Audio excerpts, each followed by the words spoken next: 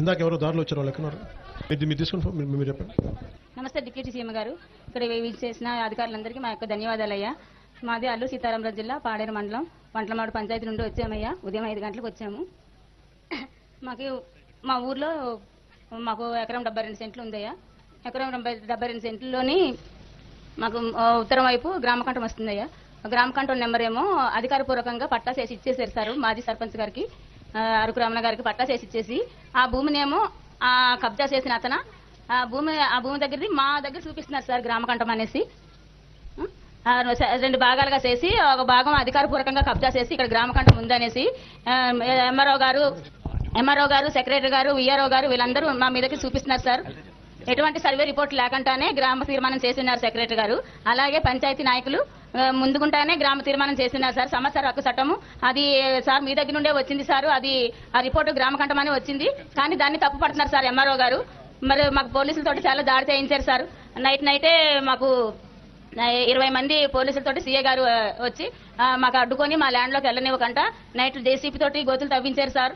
Sir మాకు చాలా torture పెడుతున్నారు సార్. అధికారుల నుండే మాకు టార్చర్ పెడుతున్నారు సార్. మా ఫిర్యాదులు ఎవరు కూడా తీసుకోవట్లేదు సార్.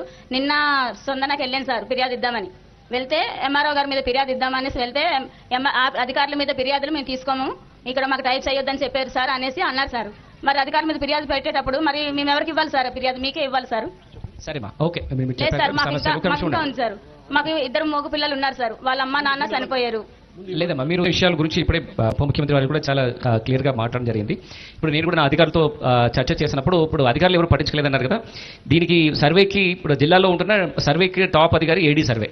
మీ పొలంకి ఏడీ సర్వే గారు వచ్చారా? సర్వే చేశారా? మామూలుగా మనం విలేజ్ సర్వే చేయకుండా మీకు ఎందుకు ఏడీ సర్వే గారు పంపించామంటే మీకు న్యాయం జరగాలి.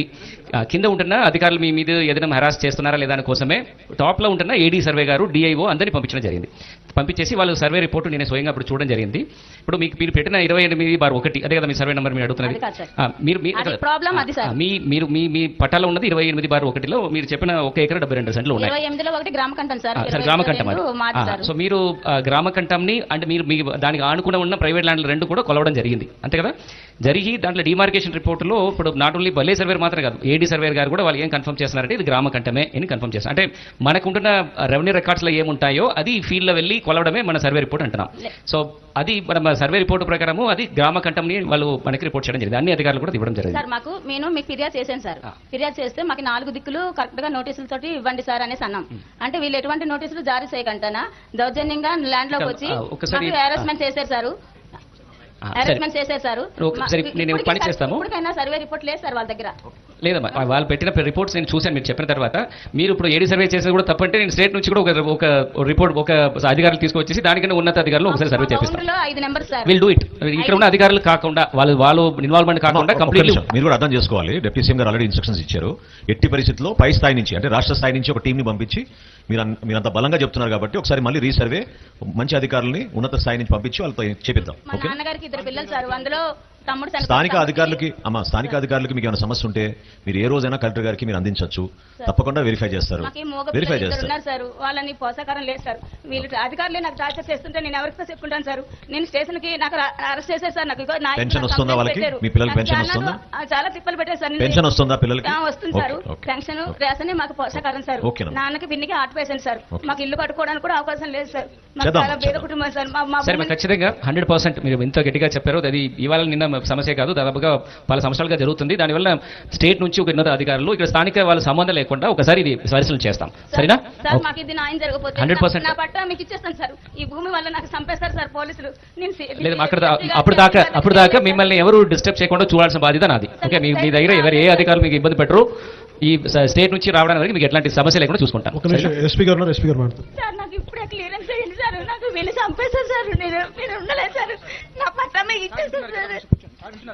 అమ్మా మీరు కూర్చోండి. పోలీస్ తరఫున మీ సమస్య ఇప్పుడు ఆల్రెడీ మీరు డిప్యూటీ సీఎం గారికి చెప్పడం జరిగిన ఏమీ సమస్య లేకుండా పోలీస్ తరఫున ఎలా చేస్తున్నాం.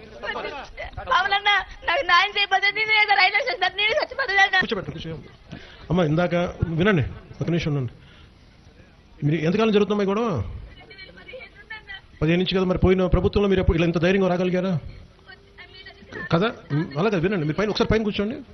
మీరు ఇలా చేస్తే సమస్య పరిష్కారం రాదు. పైన కూర్చోండి. మీరు ఇందాక రోడ్డు మీద అడిగితేనే కదా మేము ఇక్కడ కూర్చోబెట్టాను.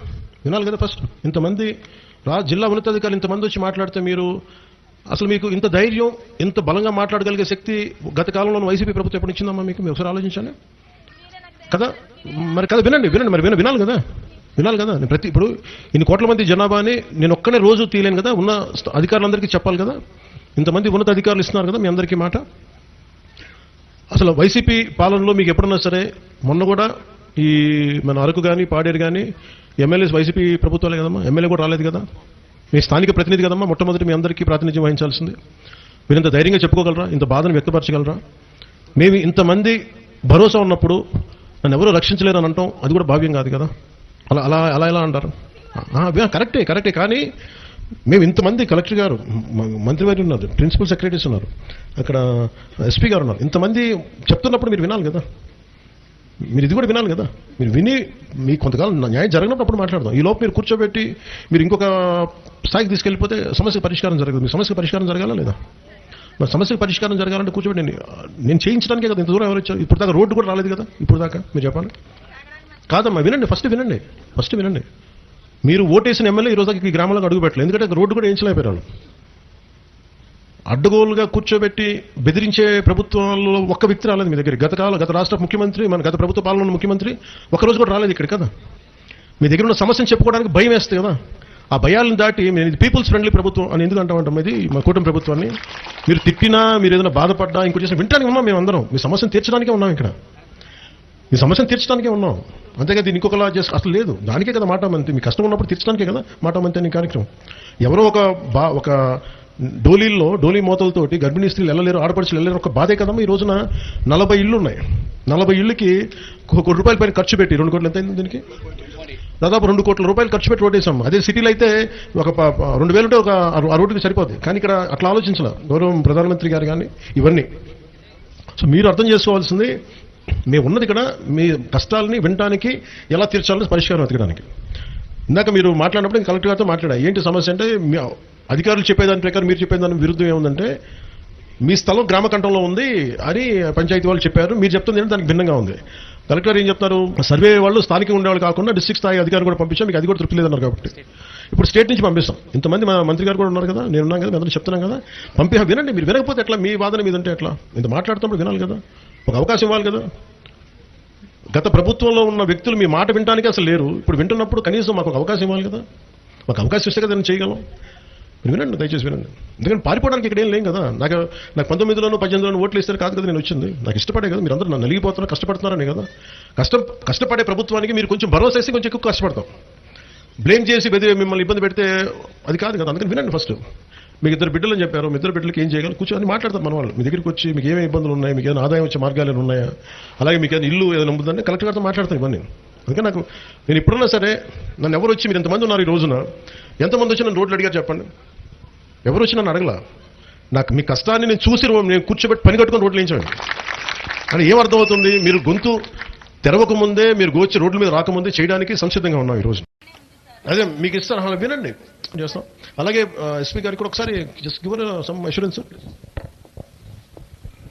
అమ్మ, మీరు అప్పుడు మన కింద స్థాయి రెవెన్యూ అధికారి పైన కంప్లైంట్ ఇచ్చిన ఈ కంప్లైంట్ని మన తరపున కూడా పూర్తిగా వివరణ చర్చ చేసిన తర్వాత తెలిసిన విషయంలో మనకి మీ పైన దాడి చేసే వాళ్ళు అధికారి కానీ ఎవరైనా సివిలియన్ కూడా వాళ్ళు మీకు ఇబ్బంది పెట్టే వాళ్ళు వస్తే ఖచ్చితంగా మీరు నా నంబర్కి ఫోన్ చేయొచ్చు. బట్ ఆ పరిస్థితి ఇప్పుడు దాకా రాలేదా? గతంలో తర్వాత కూడా రావడానికి ఛాన్స్ లేదు. ఆల్రెడీ ఇప్పుడు మన కలెక్టర్ గారు అదేవిధంగా డిప్యూటీ సీఎం గారు చెప్పిన మీ మాటని కొద్దిగా నమ్మకం ఉండాలి. సో ఖచ్చితంగా మీకు ప్రామిస్ ఇవ్వడం జరిగిన డిప్యూటీ సీఎం గారి తరపున అది పూర్తిగా కలెక్టర్ గారు ఇవ్వగలుగుతారు. నేను చూస్తున్నాం ఈ పోలీస్ తరపున మీకు ఏమీ ఇబ్బంది రాకూడదు.